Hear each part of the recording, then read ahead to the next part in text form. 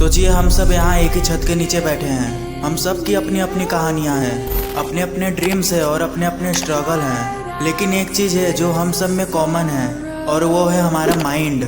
यह एक super computer की तरह है, लेकिन अक्सर हम इसे पूरी तरह से इस्तेमाल करना भूल जाते हैं। आप में से कितने लोग ऐसा महसूस करते हैं कि उनके अंदर बहुत ज़्यादा क्षमता है, लेकिन वो उन्हें बाहर नहीं ला पा रहे हैं? कितने लोग ये सोचते हैं कि उनके सपने बहुत बड़े हैं, लेकिन उन तक पहुंचने का रास्ता बहुत डिफ़िकल्ट है।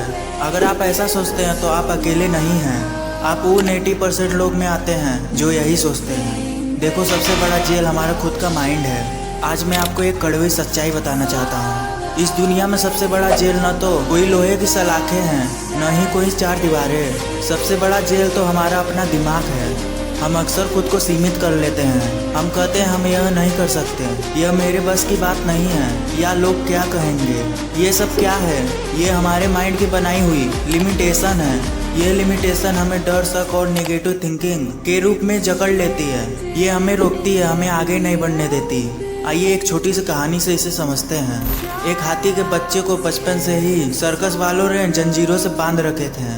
वो छोटा था, इसलिए वो इस जंजीरों से आज़ाद नहीं हो पा रहा था, क्योंकि उसके पास इतनी ताकत नहीं थी कि वो जंजीरों को तोड़ दे।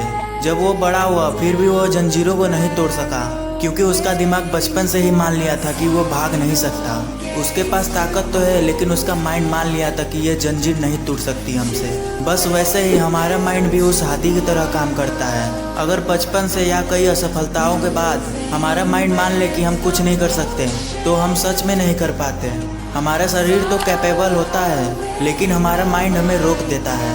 हम आपको ऐसे 3 मंत्र बता रहे हैं जो आपके माइंड को अनलॉक कर देगा। तो सवाल यह है कि इस जेल से बाहर कैसे निकले, अपने माइंड को कैसे अनलॉक करें।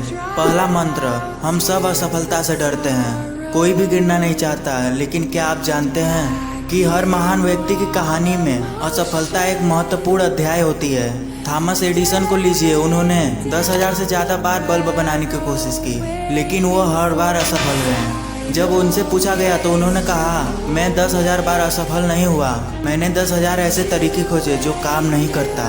यही सोच है जो फर्क पैदा करती है। अपने असफलताओं को एक मौका समझो, उसे अंत मत समझो। दूसरा मंत्र, हमारा दिमाग एक बगीचे की तरह है। अगर आप उनमें फूल उगाना चाहते हैं तो आपको उसके लिए जगह बनानी होगी। आपको घास फूस नकारात्मक विचारों को हटाना होगा। जब भी आपके मन में कोई नकारात्मक विचार आए, जैसे मैं यह नहीं कर सकता, तो आप उसे तुरंत बदल दीजिए और कहिए, मैं यह जरूर करूँगा। किसी भी हाल में नकारात्मक को सकारात्मक से बदलो, अपने दिमाग को अच्छे विचारों से भरो। तीसरा मंत्र, हम अक्सर बड़े बड़े लक्ष्यों को देखकर डर जाते हैं। एक ही बार माउंट एवरेस्ट पर चढ़ने की कोशिश मत करो। पहले बेस कैंप तक जाओ, फिर थोड़ा और ऊपर, फिर और थोड़ा ऊपर। अपने बड़े लक्ष्यों को छोटे छोटे टुकड़ों में बांट लो। हर दिन एक छोटा कदम बढ़ाओ। जब आप हर दिन कुछ हासिल करते हैं तो आपका आत्मविश्वास बढ़ता है कि आप सफल हो सकते हैं। आज से आप एक नई शुरुआत कीजिए। अपनी आँख को बंद करके सोचिए कि आप कहाँ पहुँचना चाहते हैं। उस लक्ष्य को अपनी माइंड में एक तस्वीर की तरह बना लो और उसे हमेशा याद रखना।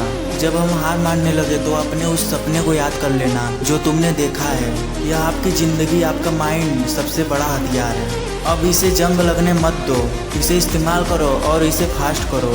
अब वक्त आ गया है अपने सपने को हकीकत में बदलने की। So thanks for watching this video में कुछ नया सीखने को मिला है तो लाइक एंड सब्सक्राइब तो बनता है।